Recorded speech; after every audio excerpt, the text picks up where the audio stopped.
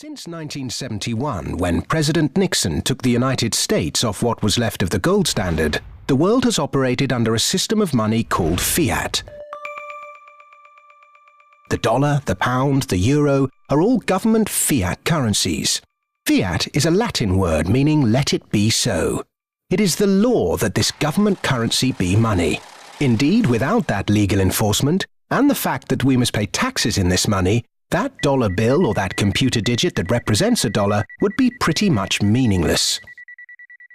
Only the government has the power to issue fiat money, but banks can create it through lending.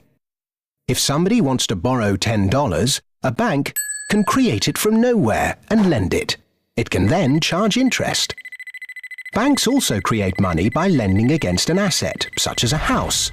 They're given the deeds to the house, and they create the money out of nowhere and lend it, at interest of course. Over the last 40 years, since this fiat system of money became the global norm, the supply of money has grown exponentially. In fact, we've seen the greatest growth in the supply of money in history.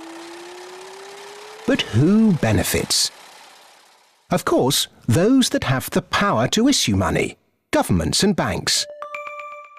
They haven't had to do anything productive, they just create money. Then those companies and individuals that get this money early. They can spend it before the prices of the things they want to buy have risen to reflect the new money in circulation. In other words, they get services, products, assets cheap.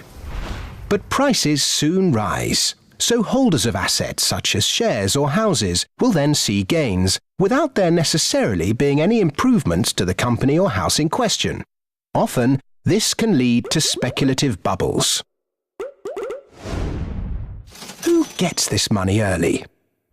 However money is created, be it through lending, fractional reserve banking, financial bailouts, or old-fashioned money printing, banks are always at or near the top of the money-issuing pyramid.